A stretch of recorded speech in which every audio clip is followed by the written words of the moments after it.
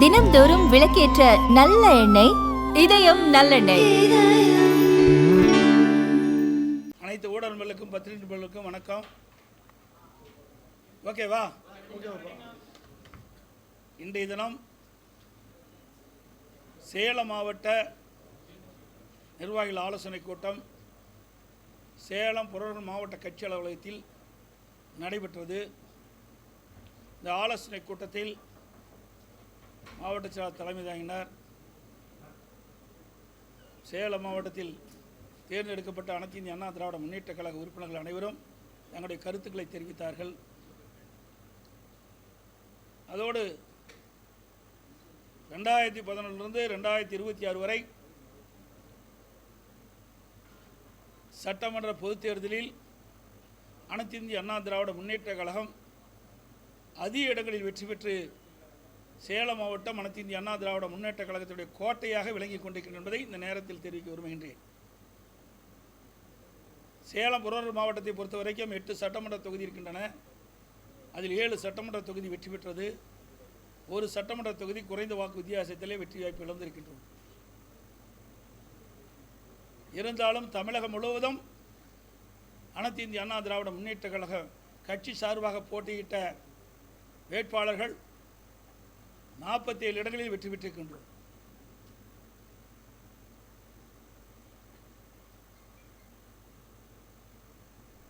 இன்றைய தினம் தமிழகத்தில் ஆட்சி நடக்கிறதா இல்லையா என்று சந்தேகம் நிலவிக் கொண்டிருக்கின்றது. அனைத்து இந்திய அண்ணா திராவிட முன்னேற்ற கழக ஆட்சி இருக்கின்ற பொழுது பல்வேறு திட்டங்களை கொண்டு வந்து சேலம் மாவட்டம் மட்டுமல்ல, தமிழ்நாட்டில் இருக்கின்ற அனைத்து மாவட்டங்களும் வளர்ச்சி பெறுவதற்கு அதிமுக அரசாங்கம் பல்வேறு நடவடிக்கை எடுக்கப்பட்டது. பல்வேறு பாலங்கள் கட்டி கொடுக்கப்பட்டன, பல மாவட்டங்கள் பிரிக்கப்பட்டன, சட்ட ஒழுங்கு பாதுகாக்கப்பட்டது, போதைப்பொருள் கட்டுப்படுத்தப்பட்டது. அனைத்து இந்திய அண்ணா திராவிட முன்னேற்ற கழகம் தேர்தல் நேரத்திலே கொடுக்கப்பட்ட வாக்குறுதி பெரும்பாலும் நிறைவேற்றப்பட்டது. இப்படி பல்வேறு திட்டங்களை கொண்டு வந்து அரசாங்கம் அதிமுக அரசாங்கம் இருந்த என்பதை இந்த நேரத்தில் தெரிவிக்க விரும்புகின்றேன்.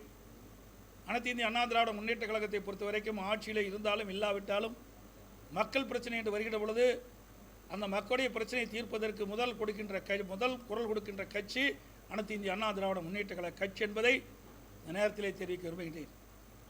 அதோடு காவிரி நதிநீர் பிரச்சனை 50 ஆண்டு காலம் தீர்க்க முடியாத பிரச்சனை. 1986 பொன்மனச்செம்மல் புரட்சித் தலைவர் எம்ஜிஆர் அவர்கள் காவிரி நதிநீர் பிரச்சனை சம்பந்தமாக வழக்குகளை தொடக்கப்பட்டு அம்மா இருக்கின்ற பொழுது சட்ட போராட்டம் நடத்தப்பட்டு அம்மா மறைவுக்கு பிறகு அம்மாவுடைய அரசு தொடர்ந்து உச்சநீதிமன்றத்திலே மூத்த வழக்குகளை வைத்து ஒரு நல்ல தீர்ப்பை காவிரி நதிநீருக்கு நாம் பெற்றோம். விவசாயிகள் வயிற்றிலே பாலை வார்த்தோம். ஆண்டுக்கு 177.25 டிஎம்சி தண்ணீர் கர்நாடக அரசு கர்நாடகாவிலிருந்து தமிழ்நாட்டுக்கு திறந்து விட வேண்டும் என்ற தீர்ப்பை பெற்ற அரசு அனைத்து இந்திய அண்ணா திராவிட முன்னேற்ற கழக அரசு. இன்றைக்கு அதுக்கு எதுக்காக குந்தகம் ஏற்படுமோ என்ற அச்சம் இப்பொழுது விவசாயிகளிடத்தில் நிலவிக் கொண்டிருக்கின்றது. அண்மையிலே புதிதாக தேர்ந்தெடுக்கப்பட்ட தமிழக வெற்றி கழகம் அரசாங்கம் டிவிக்கு அரசாங்கம் மேகதாது அணை கட்டுவது குறித்து தீர்மானம் கொண்டு வந்தார்கள், தனி தீர்மானம். அதிலே நடுவர் மன்றம் அமைக்கப்படும் என்ற ஒரு அறிவிப்பை வெளியிட்டிருக்கின்றார்கள். ஏற்கனவே உச்சநீதிமன்றம் தெளிவான தீர்ப்பை கொடுத்திருக்கின்றது. 15 ஆண்டுகளுக்கு அந்த தீர்ப்பு தொடரும் என்று அறிவித்திருக்கின்றார்கள். கீழ்ப்படுகை மாநிலத்தினுடைய அனுமதி இல்லாமல் மேல் படுகையில் இருக்கின்ற மாநிலம் எந்த ஒரு கட்டுமானத்தையும் காவிரி ஆற்றிலே செயல்படுத்தக்கூடாது என்று தீர்ப்பை கொடுத்திருக்கின்றது. அதோடு காவிரி நதிநீர் பாசனம் பெறுகின்ற மாநிலங்கள் பாதிக்காத அளவிற்கு ஒரு நல்ல தீர்ப்பை உச்சநீதிமன்றம் வழங்கியிருக்கின்றது. அந்த தீர்ப்பிலே காவிரி நதிநீரை தடுக்கவோ தேக்கவோ திருப்பி அனுப்பவோ கூடாது என்ற தீர்ப்பை கொடுத்திருக்கின்றது. அப்படி இருக்கின்ற பொழுது நடுவர் மன்றம் தேவையற்றது. ஒரு குழப்பத்தை ஏற்படுகின்ற விதமாக புதிய அரசாங்கம் இதை அறிவித்திருக்கின்றது. விவசாயிடத்திலே மிக கொந்தளிப்பை ஏற்படுத்தியிருக்கின்றது. குறிப்பாக டெல்டா மாவட்ட விவசாயிகளிடத்திலே மிகப்பெரிய அச்சம் ஏற்பட்டிருக்கின்றது. இன்றைக்கு ஊடகத்தின் வாயிலாக பார்த்தேன், தமிழகத்தில் இருக்கின்ற முக்கிய விவசாய சங்க தலைவர்கள் நடுவர் மன்றத்தை பற்றி குறிப்பிட்டு பேசியிருக்கின்றார்கள். நடுவர் மன்றம் தேவையற்றது என்று. நானும் சட்டமன்றத்திலே இதை வலியுறுத்தி பேசியிருக்கின்றேன். என்னை போல கம்யூனிஸ்ட் கட்சிகளும் மற்ற கட்சிகளும் இந்த நடுவர் மன்றம் தேவையற்றது என்று சட்டமன்றத்தில் வலியுறுத்தியிருக்கிறார் என்பதை இந்த நேரத்தில் தெரிவிக்க விரும்புகின்றேன். அதோடு அண்மையில் 10ஆம் தேதி கரூருக்கு தமிழக வெற்றி கட்சியுடைய தலைவரும் தமிழகத்துடைய முதலமைச்சருமான திரு விஜய் அவர்கள் பேசுகின்ற பொழுது ஒரு கருத்தை சொல்லியிருக்கின்றார். அனைத்து இந்திய அண்ணா திராவிட முன்னேற்ற கழகமும் திமுகவும் கூட்டு களவாடிகள் என்று குறிப்பிட்டிருக்கின்றார். எவ்வளவு பெரிய வார்த்தை! அவர் வகிக்கின்ற பொறுப்புக்கு அது சரியா? சிந்திக்க வேண்டும். அவர் ஒரு முதலமைச்சராக இருக்கின்றார். எந்த வார்த்தையை பயன்படுத்த வேண்டும் என்று யோசித்து பயன்படுத்த வேண்டும். அனைத்து இந்திய அண்ணா திராவிட முன்னேற்ற கழகம் கூட்டு களவாளி அல்ல. தமிழக வெற்றி கழக தலைவர் திரு விஜய் அவர்கள்தான் களவாளி. அனைத்து இந்திய அண்ணா திராவிட முன்னேற்ற கழகத்தின் சார்பாக போட்டியிட்டு இரட்டை சின்னத்திலே அவர்கள் போட்டியிட்டு வெற்றி பெற்றவர்களை குதிரை பேரத்தின் மூலமாக ராஜினாமா செய்து வைத்து அந்த ராஜினாமா செய்த உடனே அவர் டிவிகேலே சேர்த்திருக்கின்றார்களே, இதுதான் எங்களுடைய சட்டமன்ற உறுப்பினர்களை ராஜினாமா செய்ய வைத்து தமிழக வெற்றி கழகத்தில் இணைத்துதான் களவாளிகள். முதலமைச்சர் தான் எங்களுடைய வெற்றி பெற்ற சட்டமன்ற உறுப்பினர்களை ராஜினாமா செய்து கட்சியிலே சேர்த்தவர் அவர்தான் களவாளி. சொல்லுங்க. தூய ஆட்சி நடைபெறுதா? நீங்கள் தான் சொல்லணும். தூய ஆட்சினார், வெளிப்படை ஆட்சினார். இப்போ யாரெல்லாம் சேர்த்திட்டு இருக்காரு? யார் மேலாம் குற்றம் சொல்லிக்கிட்டு இருந்தார்?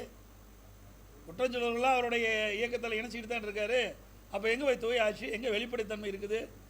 இந்த ஆட்சியில் என்ன செஞ்சாங்க? இந்த 60 நாட்கள் ஓடி போச்சு. இந்த 60 நாட்களில் இந்த ஆட்சியில் செய்த சாதனை என்ன? ஒன்று செஞ்சுருக்கிறாங்க. அதுவும் செஞ்ச மாதிரி தெரியல. சிங்கப்பெண் சிறப்பு அதிரடிப்படையினர். எனக்கு இரவில் ஒரு பிரச்சனை நடந்தால் அந்த சிங்கப்பெண் சிறப்படைக்கு யார் பாதுகாப்பு கொடுக்குது? இது ஏற்கனவே அனைத்து இந்திய அண்ணா திராவிட முன்னேற்ற கழக அரசாங்கம் இருக்கின்ற பொழுது, அம்மாவுடைய அரசாங்கம் இருக்கின்ற பொழுது காவலன் செயலி என்ற ஒரு அறிவிப்பை கொடுத்தோம். அதில் ஆப்பில் எல்லா போலீஸ் ஸ்டேஷனுடைய நம்பரும் இருக்கும். அதில் ஏதாவது அந்த பெண்மணி எங்காவது பெண்கள் பாதிக்கப்பட்டால் அருகில் இருக்கின்ற காவல் நிலையத்துக்கு அதை தெரிவித்தா உடனே வந்து காப்பாற்றுவாங்க. ஆனால் இதெல்லாம் ஒரு ஷோ. இதனால் மக்களுக்கு நன்மை கிடைக்குதா என்றால் எனக்கு தெரிஞ்ச வரைக்கும் இன்னும் காலப்போக்கில் தான் தெரியும். அதான் நீ கரூர் பேச்சை பார்த்தீங்களே, கரூர் பேச்சை இன்னும் முதலமைச்சர் அந்தஸ்துக்கே வரல. அவர் நாலாங்கட்ட பேச்சாளர் கூட தான் பேசிகிட்டு இருக்காரு. பஞ்சு டைலாக் பேசிகிட்டு இருக்காரு. ஆக்கப்பூர்வமான கருத்துக்களை பேச வேணும். தக்க வைக்கிறது இல்லைங்க, தக்க வைக்கிறதுங்கிறதெல்லாம் தவறானது. ஒரு கட்சியில் வெற்றி பெற்ற பிறகு இதுவரைக்கும் தமிழக வரலாறு இப்படிப்பட்ட நிலைமை இல்லை. இதுதான் முதல் நடக்குது. இன்னும் சொல்ல போனால் நிறைய ஓப்பனாக பேச முடியாது. இன்றைக்கு அது சொல்லக்கூடாது. அதை நம்ம பிறகு சொல்ல. சில விஷயங்களை சொல்ல முடியும், சில விஷயங்களை சொல்ல முடியாது. என்ன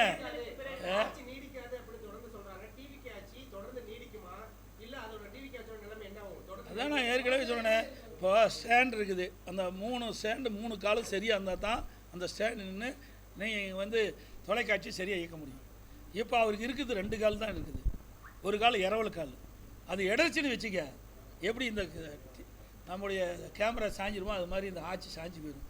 அந்த கூட்டணி கட்சியில் அங்கம் வைக்கின்ற தலைவர்களை அனுசரிக்க வரைக்கும் இந்த கட்சி நிலைக்கும். இன்றைக்கு அந்த கூட்டணியில் அங்கம் வைக்கின்ற கட்சி தலைவர்களாக நாளுக்கு ஒரு செய்தி சொல்லிகிட்டு இருக்கிறாங்க. நீங்கள் எல்லாம் பத்திரிகையில் ஊடகத்தில் வருகின்ற செய்தி தான் நான் சொல்கிறேன். தினந்தோறும் ஒரு செய்தி சொல்லிகிட்டே இருக்கிறாங்க. ஒரு கட்சி தலைவர் என்னங்கிறாரு, நாங்கள் மேதகு ஆளுநர் ஆட்சி வரக்கூடாது என்பதற்காக ஆதரவு கொடுக்குறோம், ஆனால் திமுக கூட்டணியில் அங்கம் வைக்கங்கிறார். அடுத்த நாள் வேறு மாதிரி ஒரு கருத்து சொல்கிறாரு. இப்படி முரண்பட்ட கருத்து சொல்லுகின்ற கட்சியை நம்பித்தான் ஒரு ஆட்சி செஞ்சுட்டு இருக்காரு.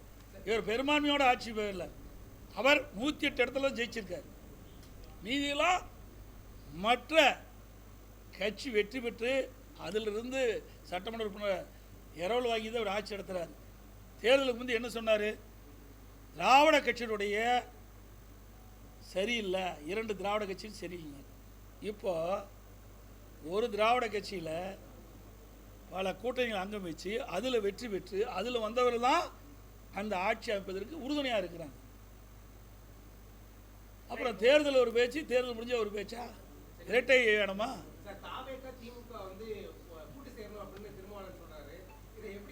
இது அவருடைய கருத்து தான். திறந்தவர் ஒரு கருத்து சொல்லிட்டு இருக்காரு. எந்த கருத்தை எடுத்துக்கிறது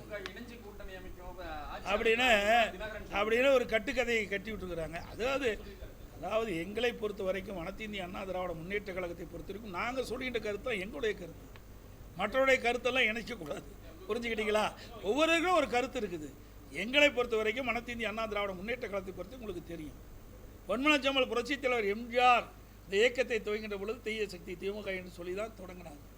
அந்த நிலைப்பாட்டில் இன்ற வரைக்கும் இருக்கிறோம். 195 இடத்துல நான் எழுச்சி பயணம் மேற்கொண்டேன். அப்போவும் திராவிட முன்னேற்ற கழகத்தில் செய்த தவறுகளை தான் சுட்டி காட்டினேன். 5 ஆண்டு காலம் பிரதான எதிர்க்கட்சி தலைவராக இருந்தேன். அப்பொழுது சட்டமன்றத்தில் பேசுகின்ற பொழுதும் அந்த கருத்தின் அடிப்படையில் தான் திராவிட முன்னேற்ற கழகம் செய்த தவறுகள் அதை சுட்டி காட்டி தான் நாங்கள் பேசினோம். இன்றைக்கும் அந்த நிலை தான்.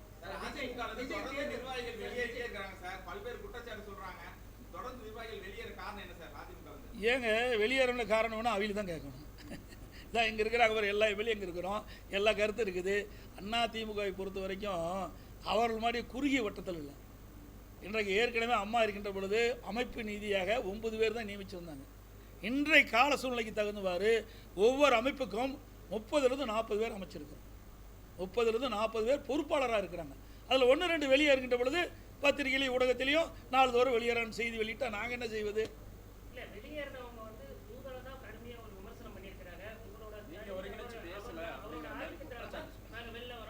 அப்புறம் அது வரைக்கும் ஜெயிக்க வரைக்கும் ஆதிக்கம் இல்லையா?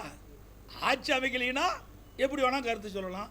இவர்கள் ஆதரித்து பேசணும்ல, இவருடைய மாவட்டத்துக்கு போனோம்ல, அப்போல்லாம் ஏன் பேசலை? அவருடைய என்ன பேராசை. இன்றைக்கு வேறு இடத்துக்கு போனால் மந்திரி பதவி கிடைக்கணும் ஆசைப்பட்டாங்க. அவர் பெரிய அண்டாவில் அல்வாக கிண்டி கொடுத்துட்டு போயிட்டார். அதிமுகவை ஒன்றுமில்லாமல் ஆக்கிய பொறுப்பு வந்து தினகரனையே சாருன்னு சொல்லிட்டு காங்கிரஸ் மாநில தலைவர் மாணிக்கம் தாக்கூர். அந்த கட்சியில் என்ன இருக்குது? கழுத தேஞ்சு கட்டருபாகிற மாதிரி அது எவ்வளோ பெரிய இயக்கம், 100 விழா கண்ட கட்சி இன்றைக்கு தமிழகத்தில் எந்த நிலையில் இருக்குது? அவர் பேசுகிறாரு, ஏதாவது புதுசாக வந்திருக்கிறாரு, ஏதாவது பேசி விறுவிறுப்பான செய்தி வெளிவரணுங்கிறதுக்காக அந்த கருத்தை அவர் சொல்லியிருக்கிறார். காங்கிரஸ் நிலைமை பரிதாபமான நிலைமை. இப்போ தனியாகவே ஜெயித்தாங்க, திமுக ஆதரவோடு போட்டிட்டாங்க, பல கட்சியில் ஒன்றாக சேர்ந்தது, அப்போ ஜெயித்தாங்க. அப்போ கூட என்ன சொன்னார்? இதே திராவிட முன்னேற்ற கழக தலைவர் திரு ஸ்டாலின் அவர்கள் முதலமைச்சர் இருக்கும்போது எங்கள் கூட்டணி பலம் வாய்ந்த கூட்டணி, கொள்கை கூட்டணி. நாங்கள் இப்போ என்ன ஆச்சு? கொள்கையும் கிடையாது, கூட்டணியும் இல்லை, எல்லாம் சிதறுண்டு. இன்றைக்கு அவருடைய சுய லாபத்திற்காக திமுக தலைமையில் வெற்றி பெற்று மாற்று அணிக்கு போய் அங்கே போய் பதவி வாங்கி இன்றைக்கு அதிகாரத்தில் இருக்கிறாங்க. இதில் எங்கே போய் கொள்கை இருக்குது? எதுவுமே இல்லையே.